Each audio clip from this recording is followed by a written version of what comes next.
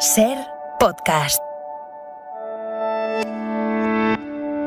Novedades en el caso de la supuesta financiación ilegal del Partido Popular de Madrid. El juez, que ha archivado buena parte de la causa para buena parte de los investigados, pero no para todos, que envía a juicio al entonces secretario general del partido, Francisco Granados, y también al que era gerente de toda la vida, Esperanza Aguirre.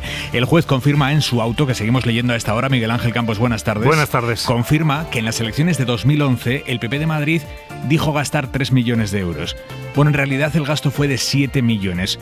Hubo casi 4 millones de dinero negro por ahí, Miguel Ángel. En concreto, en aquellas elecciones autonómicas de Aguirre en 2011, el PP declaró haber gastado 2.986.000 euros en campaña, pero el gasto real ascendió a 6.878.000. Dinero negro apostado y aportado por empresas y fundaciones como Fundescam. Parte de ese desglose lo tenemos. Hay gastos que llaman la atención, como por ejemplo 47.000 euros no declarados en azúcar. ¿En azúcar? En azúcar. Anda.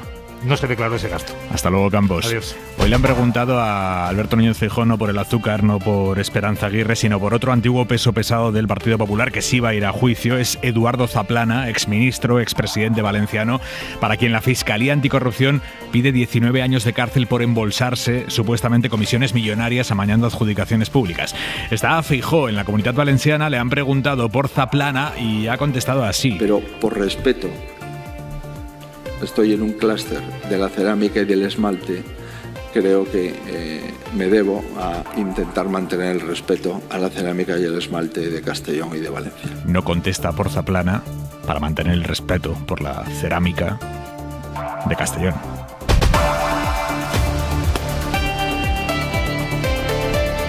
Liz Truss, la primera ministra británica, intenta salvar su puesto tras el fiasco absoluto de su anunciada bajada masiva de impuestos que puso en jaque la economía de Reino Unido. Truss ha descafeinado el plan y ha entregado la cabeza política de su ministro de Economía, que también era su mano derecha. Truss lo sacrifica en busca de su propia supervivencia, y cuando los periodistas le han preguntado a la primera ministra que por qué no dimite ella, What I've done today is made sure that we have economic stability in this country. se ha limitado a decir que su prioridad es preservar la estabilidad de los mercados, como si no hubiera sido su plan fiscal el que dinamitó esa estabilidad. Vamos a ir ahora mismo a Reino Unido, donde además ha muerto esta tarde a los 72 años el actor Robbie Coltrane, el mítico Hagrid de Harry Potter.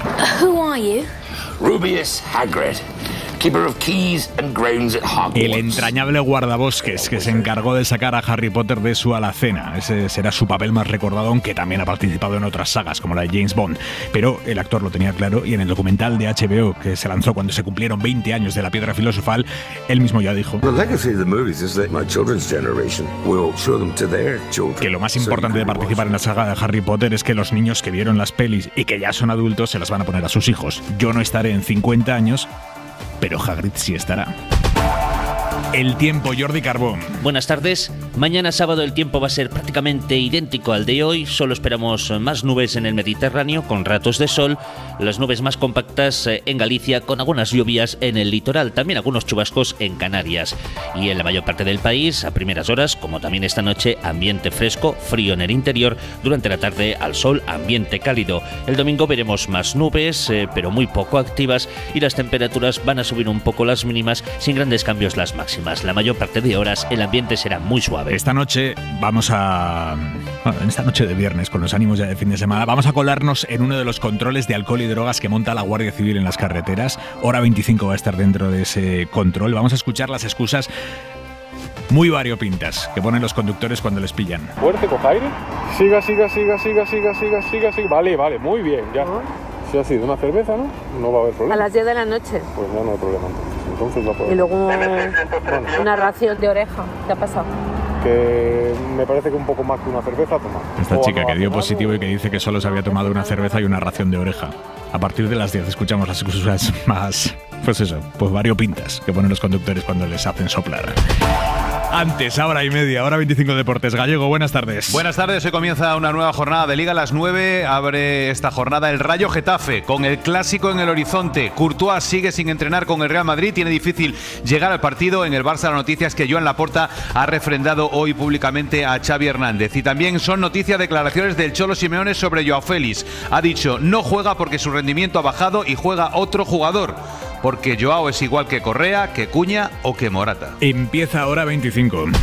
Y antes de irnos a Reino Unido y antes de analizar las críticas del defensor del pueblo por las devoluciones en caliente, esta tarde vamos a poner el foco en una realidad que es horrorosa y es la que ha denunciado la gerente del Hospital de La Palma, en Canarias. Cada vez más familias dejan en el hospital a sus mayores y no los recogen cuando los médicos les han dado ya el alta. No es que estén enfermos, tienen el visto bueno de los médicos para irse a su casa, pero nadie va a buscar a esas personas mayores.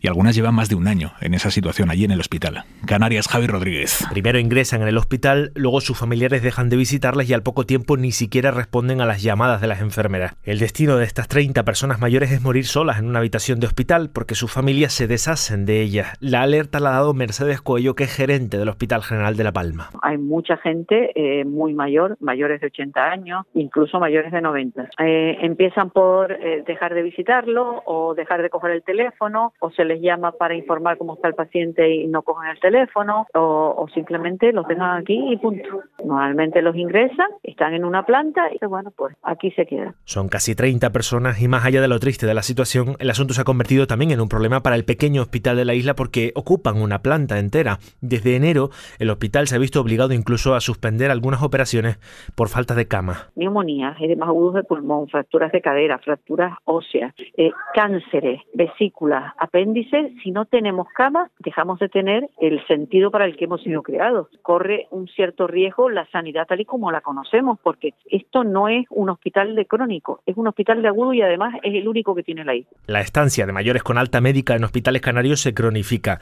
La ausencia de plazas residenciales complica las cosas. En Canarias harían falta 8.000 plazas más para cubrir la demanda.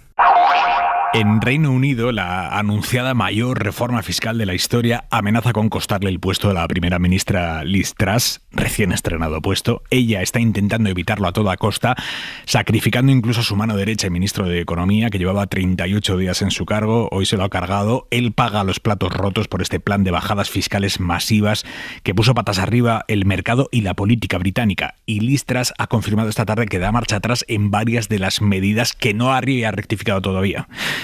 Corresponsal en Londres, Begoña Arce. Liz Truss ha confirmado que habrá subida del impuesto de sociedades el próximo mes de abril, algo que había descartado rotundamente. Era una propuesta de su rival en las primarias, el exministro de Finanzas Rishi Sunak.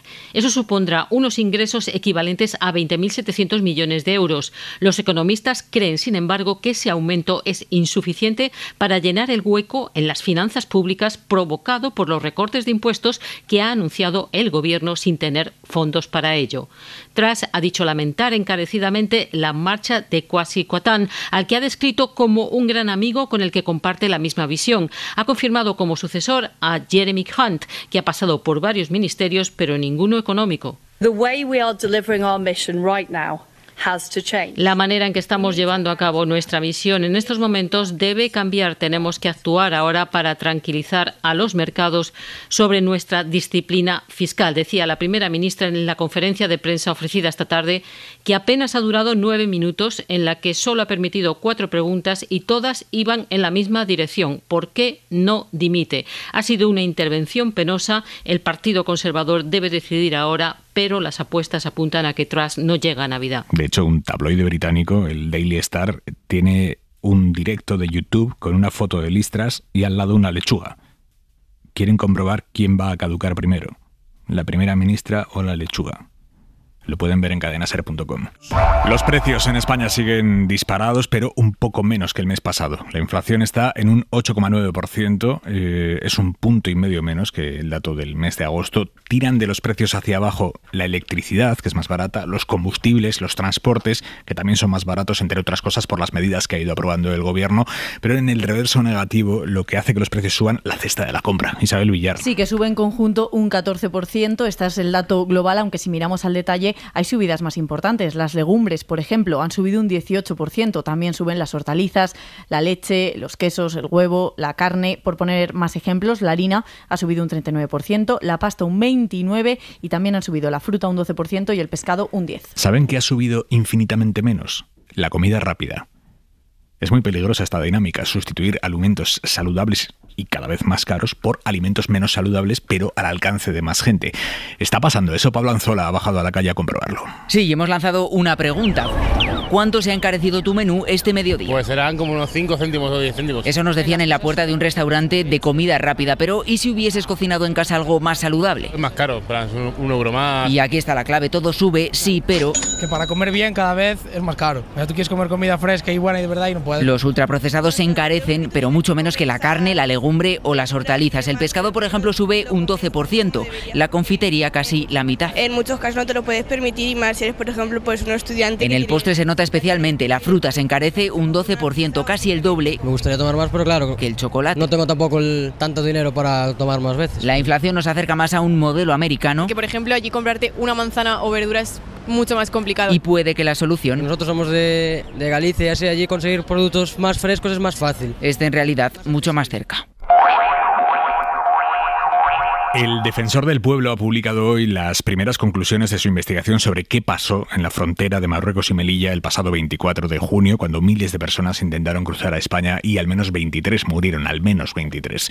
Según el organismo que dirige Ángel Gabilondo, la Guardia Civil devolvió en caliente a 470 personas. De España a Marruecos, 4 veces más de lo que reconoce el Ministerio del Interior. Y dice el Defensor del Pueblo que esas devoluciones se hicieron incumpliendo la ley. Ana Corbatón.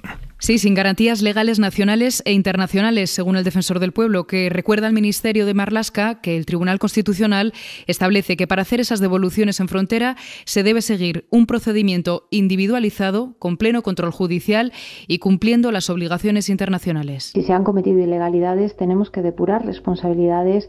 La vía judicial es el próximo paso que hay que dar. Es Elena Maleno, de la ONG Caminando Fronteras. Interior defiende la legalidad de sus actuaciones y vuelve a respaldar también a los agentes que intervinieron aquel día. La institución que dirige Gabilondo cree que ese día hubo una situación de riesgo previsible, dice, por todo lo que había ido pasando anteriormente. Dice además que la investigación no ha terminado, pide que se revisen los protocolos de actuación con Marruecos y recuerda al ministro del Interior, en un apartado que llama recordatorios legales, que los miembros de las fuerzas y cuerpos de seguridad del Estado tienen que ir siempre identificados y que se tiene que impedir, dice, cualquier práctica que entrañe violencia física o moral en el ejercicio de su actuación profesional. Habrá que ver si esto deriva en un nuevo choque público entre los socios de coalición, porque Unidas Podemos está pidiendo esta tarde explicaciones ya al Ministerio del Interior del gobierno del que ellos forman parte. Insisten en pedir una comisión de investigación. Ana Fernández Vilá. ¿Qué tal? Buenas tardes. Sí, el asunto ya generó gran tensión entre los socios de la coalición y ahora Unidas Podemos vuelve a visibilizar su malestar con el Ministerio del Interior y a exigir explicaciones tras conocer ese informe del Defensor del Pueblo que determina que la actuación policial no respetó la ley. Marlaska debe rectificar, son las palabras textuales del presidente del Grupo Parlamentario de Unidas Podemos, Jaume Asens, que pide también al PSOE que deje de bloquear con el PP y Vox, dice, una comisión de investigación en el Congreso que los morados pidieron sin éxito en julio junto a otros socios parlamentarios. Según fuentes de Podemos consultadas por la SER, se trata de un asunto gravísimo. Hablamos de más de 30 personas muertas, dicen, así que vuelven los morados a elevar la presión sobre sus socios.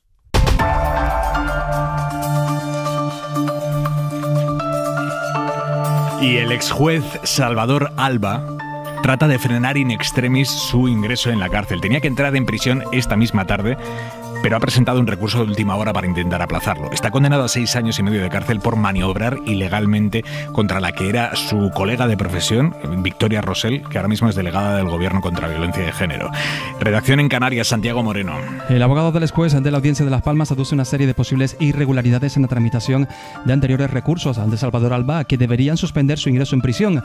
La defensa de Alba alega que había una magistrada en la que también había recusado en la sala que debía decidir sobre otra de sus recusaciones, a la del presidente del Tribunal Superior de Justicia de Canarias, y que éste intervino en ese asunto antes de que a él le notificaran formalmente de que no aceptaban sus argumentos para apartarla. Sostiene que no debe ir a prisión por motivos de salud hasta que se curara de su enfermedad y que aún está en trámite el indulto que ha solicitado al gobierno. El ex magistrado logró eludir la prisión durante casi un año por sendos recursos, uno recusando a un juez y otro alegando problemas de salud. Ayer el Alto Tribunal Canario le notificaba su ingreso voluntario en prisión antes de 24 horas.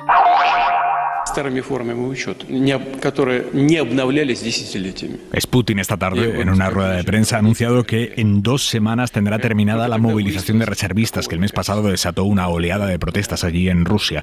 El anuncio fue movilizar a 300.000 personas.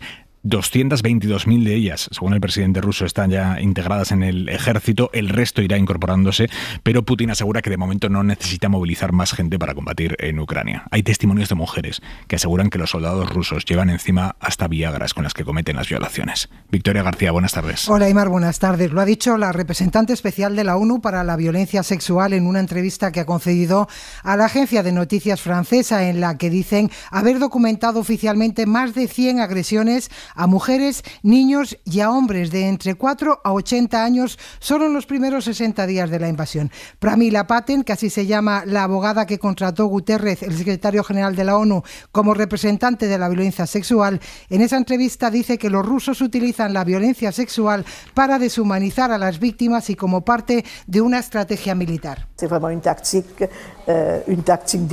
Cuando las mujeres son retenidas durante días, violadas, cuando escuchas testimonios de mujeres sobre cómo los soldados rusos van equipados con Viagra, eso realmente se engloba en una estrategia militar para deshumanizar a las víctimas. Dice Pramila Patten que su lucha contra la violencia sexual es una batalla contra la impunidad y que por eso fue a Ucrania en mayo para enviar un mensaje contundente a todas las víctimas y decirles que están con ellas, animándolas a denunciar. También es un mensaje a los violadores. El mundo los está mirando y violar a una mujer, niña, hombre o niño no queda impune.